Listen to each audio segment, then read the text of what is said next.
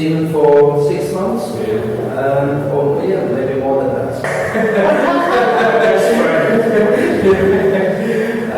So Stephen, he's a fantastic actor. He started about 3 years ago, and he has such a wealth of knowledge from his background as well.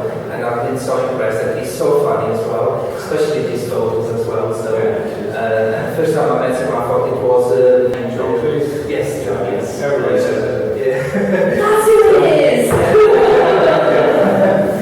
So it's an honor to welcome Stephen here today, and I'm looking forward to his presentation. So without further ado, Stephen Lurvey. Thank you. Was never planned. About 3 years ago, nearly 50 years of age, suddenly found myself with a career I was passionate about rather than just a job that paid the bills and served a purpose. I've still got a day job. Very fortunate to be in a position where I work for the intellectual populace. It's a fabulous place to work. We work flexi time and it allows me the flexibility to go and go. How did I start as an actor? Well, first of all, I started as a writer. And after many years of trying to learn that craft, I managed to publish a couple of books. I had the enthusiasm and drive then to create some script work and some more books, some short stories, some sketches. And then I found myself going from the pen to performing with a sword. How it happened, I was in work in a writers group and a lady came to us and she wanted us to create a play that she could find volunteers to perform, sell tickets at a venue, and then that money would help pay for a Christmas meal that they ran every year for a local veteran. And they hosted that at the ONS. We thought it was a great idea, and we sat down, pen and paper, fearless, and it ended up with just myself writing the script. As we got into the rehearsal process, people realised there was a lot more work to learn in the script, and performance skills, and etc., etc. And the lead role, then we found ourselves searching for another volunteer. I was the best person to probably learn the lines in such a short space of time that we had then. And that's me in the Santa suit, very skinny Santa, very tall Santa. But it was a fantastic exposure to entertaining people. Everything, all the boxes were good boxes to take. It was for charity, to help local people, to give them a Christmas meal, make them feel special just for one day. And it was a chance to try something out without there being too much pressure. I wasn't going to pay a huge amount of money to do this. I was doing it free of charge. I was working with other people who were at the same level as me, they never really performed before. We had one or two with a little bit of experience. And we learned so much. As a writer, I learned so much. I realised that I had to discipline myself in the script.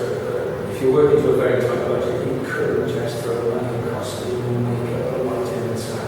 As Martin would know. Because I learned so much from that, I took the next step, which was joining a dramatic group. And did a couple of sketches. Again, I'd written myself, so it was fantastic to gauge an audience's reaction to my writing and everything. But I started to get the bug for the performance. There was nothing greater than getting somebody laugh and having a good night out. And you've done that for them. I went through a couple of short sketches. It was probably the first one I learned. The next job was a bit Shakespeare. There was a little bit more work involved in that.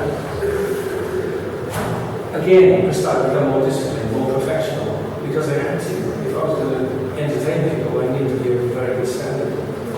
We were still charging money. It was actually romantic, so we were still charging money to people at the door to come and watch it. So you need to give advice for money. Other things that developed my skills. I started role play for the NHS training, where a GP would be examined, their performance, and I would play a character, as I say, palliative care. I could be a family member who was concerned about somebody who was dying, or I could be the patient himself.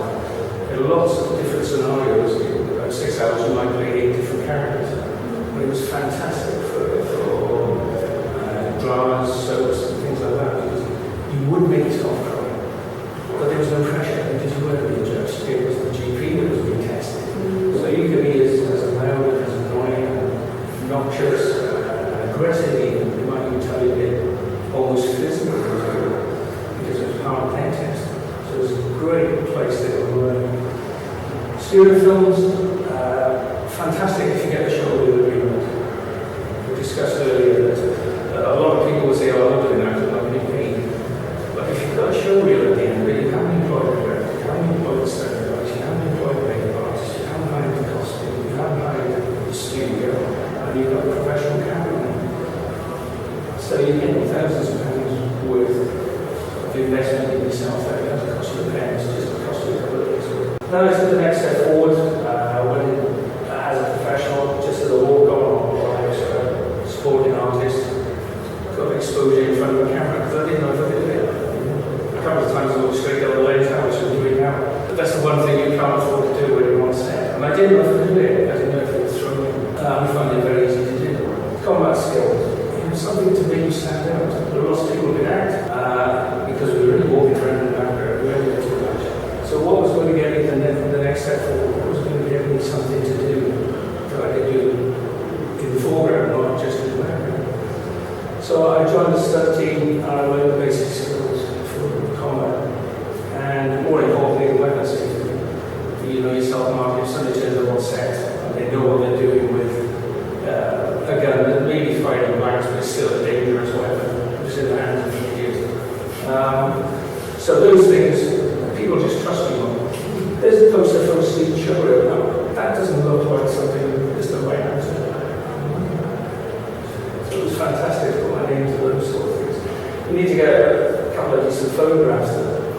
That's blank canvas, and that's me in a couple of characters. Then I moved on to get a couple of credit roles, a small budget film, and something that was brand new, but the people behind it had a huge reputation. And of course, I'm still learning now.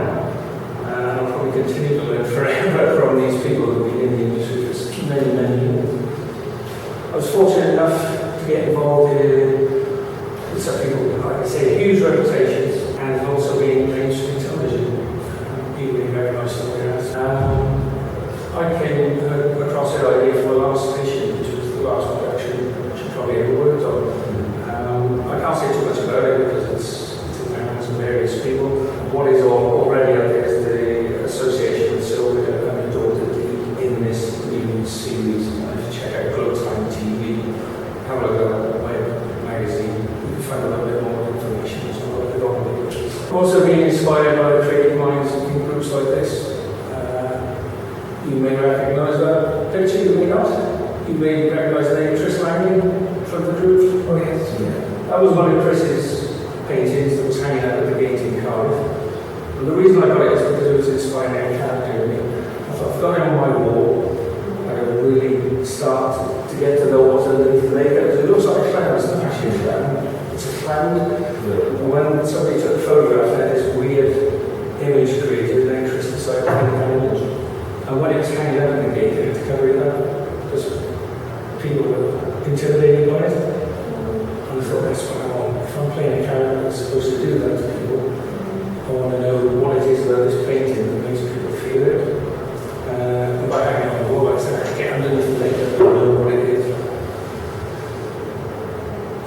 The other illustration is done by a young director called Ashley Hardy. She's only 19 years of age. She's written the soundtrack, she's written the script, she's produced and directed the film called Lurvey. A short movie, absolutely fantastic young person with such a creative mind that it hopefully is going to go all the way to the top. She's inspired so many people already at such a young age. That's one of the promotional posters for Lurvey, because Ashley's such a perfectionist.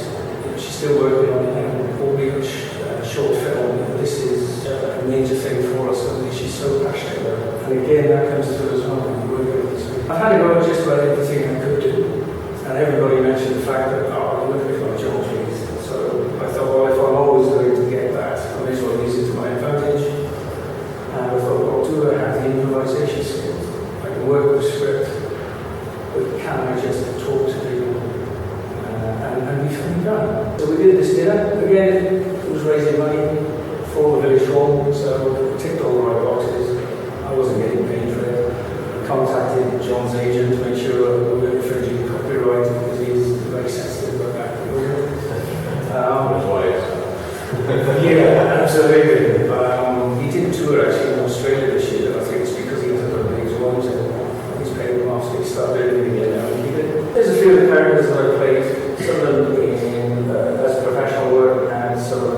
students, and of course John in the centre. I think my talk really is about breaking down barriers because I used to suffer terribly through stage fright. I'm more nervous now than I would be if I was playing a character, if I had a camera on stage, because I'm mean at the moment. It's very easy to hide behind a mask. It's much more difficult to be yourself or to be judged as you. Things that are coming out soon that you'll catch me in series 2, The Rubians, starts on Saturday, so have a look at that. It's a web series. And coming up soon at the Dawn Theatre in Newport, I'm pretty Humpty Dumpty, believe it or not. And the Scottish Unicorn, several other parts.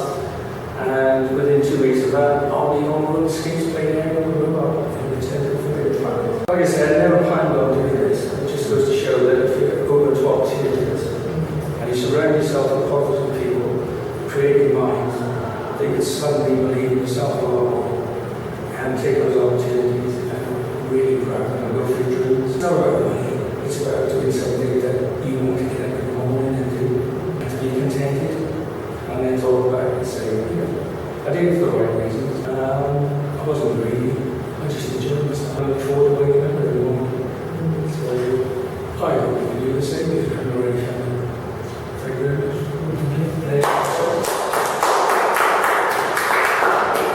Would you take any questions? Yes, please. What would you say to young people who want to get into acting? What they need to do? Start as early as possible.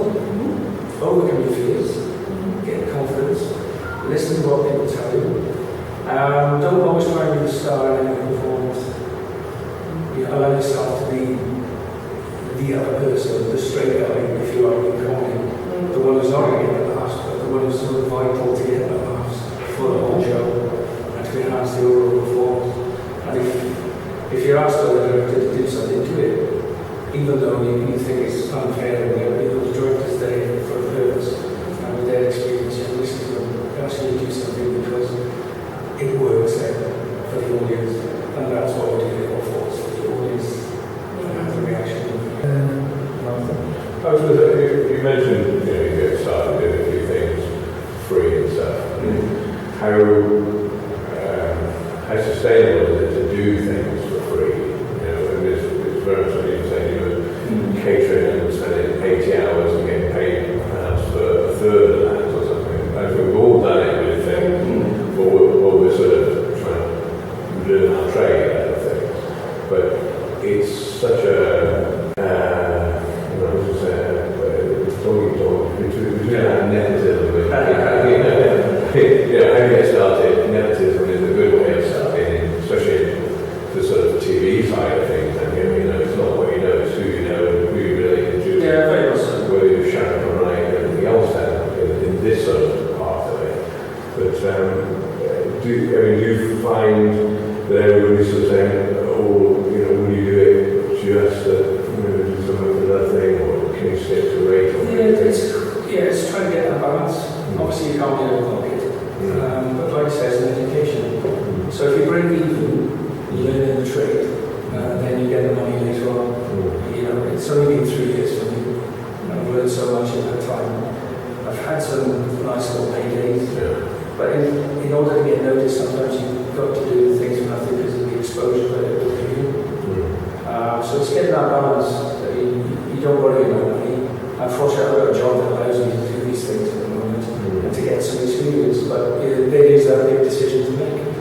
That, okay, I want to take it further, I want to do it all the time, I don't want to have the other jobs as well to go with it. But like I said, where's the money coming from? You can't guarantee it. The bee's knees one minute and you know the next. Yeah, you can't really turn up the job centre and say, but at least I give it a go. I'm very fortunate where I work.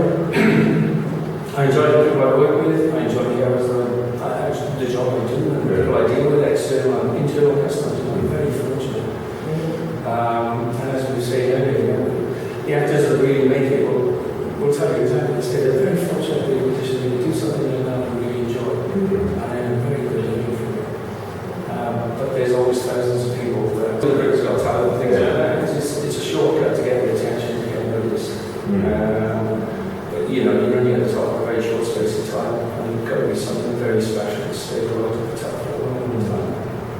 Has acting been a long sort of term ambition or a passion of yours? No, the writing came along about 15 years ago, 16 years ago.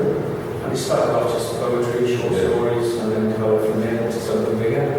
And then I wanted to write the books. So I thought I'd publish it myself, just try and get somebody to invest in you. It's very, very difficult. Still got a lot to learn on the technical side of creating a book and format, but it's entertainment. People really enjoy it. That's the main thing.